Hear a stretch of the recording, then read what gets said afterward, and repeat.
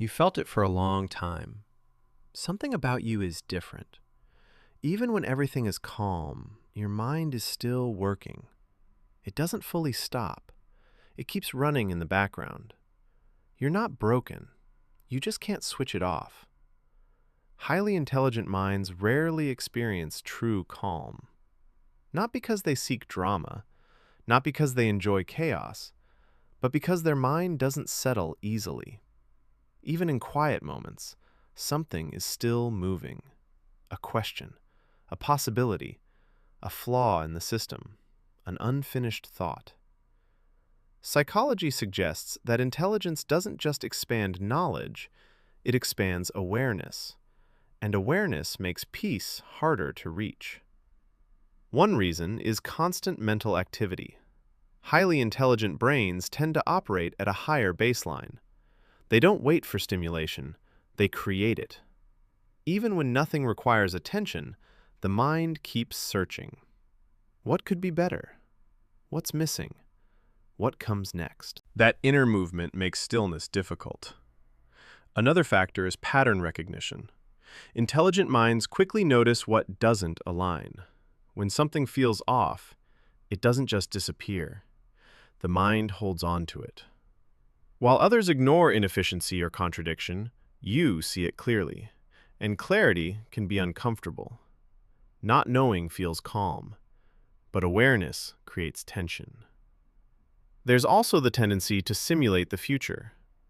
Highly intelligent people don't just experience the present, they project forward. Possible outcomes, risks, consequences, alternate paths. Even in good moments, analysis continues. Prediction slowly replaces presence. Another reason peace feels out of reach is sensitivity to meaning. Intelligent minds don't just want stability, they look for depth. Routine success isn't enough. Surface-level happiness isn't enough. If something feels empty, your mind notices, and that awareness disrupts calm. There's also emotional intensity beneath control. Many intelligent people regulate what they show. On the outside, calm. On the inside, constant processing. Thoughts, emotions, interpretations, all still active. Peace isn't the absence of noise. It's the absence of inner conflict. And intelligent minds detect conflict fast. Another overlooked factor is self-awareness. Highly intelligent people tend to examine themselves. Psychology shows that thinking about your own thinking adds extra mental load. You don't just live through an experience, you analyze it. That added layer creates distance. Observation replaces immersion. Another reason peace feels short-lived is intolerance for mediocrity. Intelligent minds see potential everywhere. Psychology suggests that higher cognitive ability increases sensitivity to what could be improved. You notice how things could be better in systems, in relationships, in yourself. And that constant comparison makes good feel incomplete.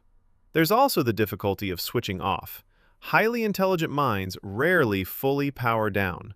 Even at rest, the brain keeps working, reorganizing, connecting, refining. You can be still on the outside while everything inside is active. Peace often requires a sense of completion, but intelligent minds rarely feel finished. And here's what psychology points to. Intelligence doesn't remove peace, it complicates it. Highly intelligent minds aren't incapable of peace, they just can't reach it through ignorance. Their peace has to come from integration, not distraction. For an intelligent mind, peace isn't emptiness, it's resolution. It's knowing when thinking has gone far enough. It's accepting that not every variable can be solved. It's allowing uncertainty without trying to control it. So if your mind never feels fully quiet, understand this. You're not broken, you're aware. And awareness without limits turns into restlessness. The goal isn't to become less intelligent, it's to become intentional with your intelligence. Because a highly intelligent mind was never meant to be silent, but it can learn to be still. Not by stopping thought, but by deciding when it's finished. And that decision is where peace begins. If you want more psychology content that explores intelligence without glorifying mental struggle, subscribe. Because the next phase isn't about staying stuck in depth. It's about understanding it without being controlled by it.